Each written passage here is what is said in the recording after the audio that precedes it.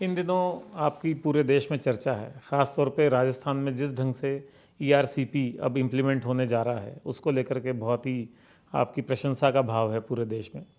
जो मुद्दा बरसों से अटका हुआ था मध्य प्रदेश और राजस्थान के बीच में, और पिछले विधानसभा चुनाव में तो मुद्दा इतना गर्मा गया था कि गहलोत सरकार को ये कहना पड़ा कि केंद्र सरकार जानबूझकर इस योजना को लागू नहीं करना चाहती है और राज्य खुद अपने संसाधनों से इस योजना को लागू करेगा। तो ये हालात बन गए थे।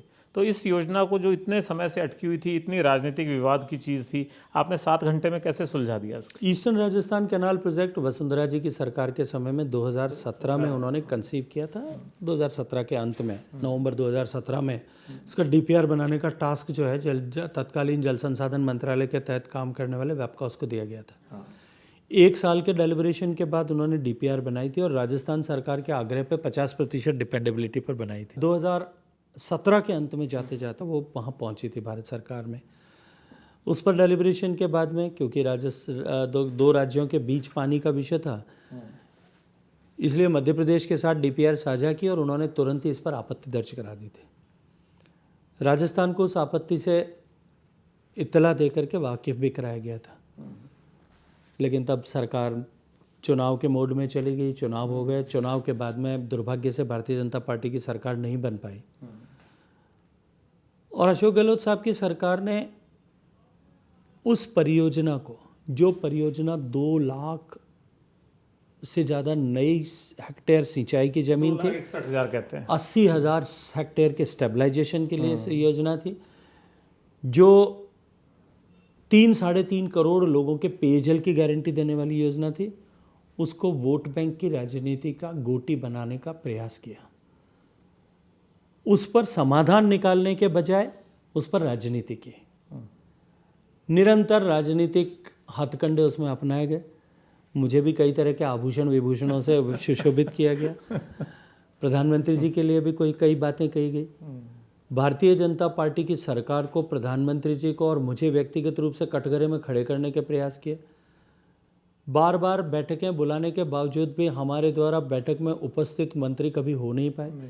जयपुर आने के बैठक में तय करके, मुख्यमंत्री जी और मंत्री जी से समय तय करके जयपुर आने के बाद भी मीटिंग में नहीं आना, और उसके बाद में भी राजनीतिक जो है टिप्पणियां उसके ऊपर करना और अपनी भाषा में अमर्यादित तक हो जाना।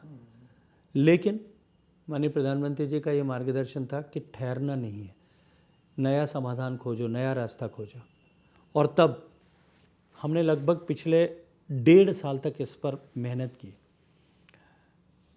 देश के सारे हाइड्रोलॉजी के एक्सपर्ट्स को साथ बिठाया, मध्य प्रदेश और राजस्थान के हाइड्रोलॉजी को समझने वाले, इस क्षेत्र में दक्षता प्रवीणता रखने वाले लोगों को साथ बिठाया। घंटों डेलिब्रेशंस किए हमने साथ बैठ करके, मैंने साथ बैठ करके, तकनीकी विशेषज्ञों ने साथ बैठ करके इन सब विषयों पर चर्चा की।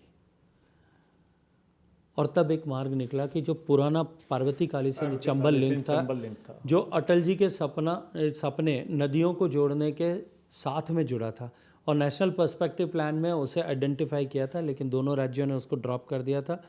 उसको और प्रपोज DRCP दोनों को जोड़ करके एक नदी जोड़ने की नई जो है परियोजना का हमने कल्पना की और दोनों ने सहमति भी प्रदान कर दी थी सैद्धांतिक रूप से। लेकिन आदरणीय गहलोत साहब के लिए ये प्यासे कंठों को की प्यास बुझाने के बजाय वोट लेना प्राथमिकता थी और ये पाप उन्होंने किया जिसकी सज़ा उनको मिली।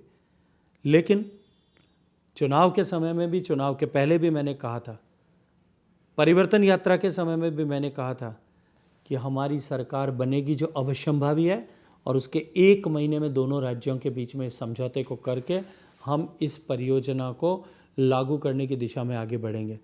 और मुझे अत्यंत प्रसन्नता है और मैं अभिनंदन करना चाहता हूं प्रधानमंत्री जी का कि जिनके इंटरवेंशन के बिना ये संभव नहीं था, मध्य प्रदेश के सम्मानीय मुख्यमंत्री मोहन यादव जी का कि उन्होंने अपनी सरकार को तत्परता के साथ में इस पर नियोजित किया, और माननीय मुख्यमंत्री राजस्थान का भजन लाल जी का भी कि इन दोनों ने बैठ करके भारत सरकार के साथ समझौता किया और उससे पुराने 13 जिले या आज की अवस्था में 21 जिले, उन 21 जिले के 3.5 करोड़ लोगों को पीने के पानी की सुरक्षा अगले 50 साल के लिए मिलेगी।